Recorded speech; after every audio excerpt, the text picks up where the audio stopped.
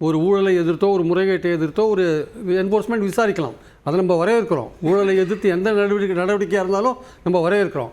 ஆனால் அந்த மாதிரி நடவடிக்கைகள் எல்லாமே வந்து பார்த்திங்கன்னா ஒரு இதாக இருக்கக்கூடாது, ஒரு பார்ஷியாலிட்டி காமிக்கக்கூடாது.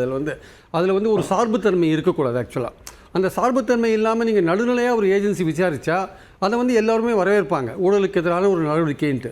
பட்டு என்ஃபோர்ஸ்மெண்ட்டோடைய நடவடிக்கைகள் அந்த மாதிரி இல்லை அப்படின்றது தான் ஒரு கசப்பான ஒரு உண்மை.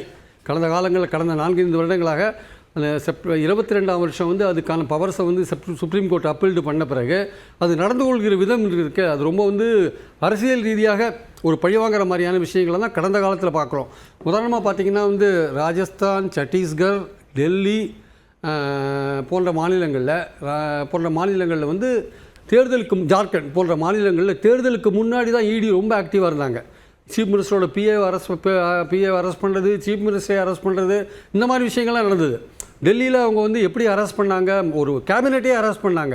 கடைசியில் சிசோடியா கேஸில் என்ன சொன்னாங்க, ஜாமீன் கொடுக்கும்போது சுப்ரீம் கோர்ட்டு அடிப்படை உரிமைகள் சொல்கிற அடிப்படை சுதந்திரம் செக்ஷன் 21 ஆஃப் தி கான்ஸ்டியூஷன் அதை மீறாமல் இருக்குது என்ஃபோர்ஸ்மெண்ட் நடந்துக்கிறது அப்படின்ற ஒரு ரிமார்க்ஸை வந்து பாஸ் பண்ணாங்க.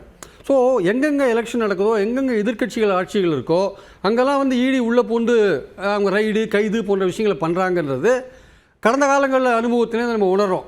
அப்போது தமிழ்நாட்டிலேயே இப்போ எலெக்ஷன் வரதுனால அந்த விஷயங்களை இப்போ ஆரம்பிச்சிருக்காங்களா அப்படின்ற ஒரு கேள்வி நமக்கு எழுது.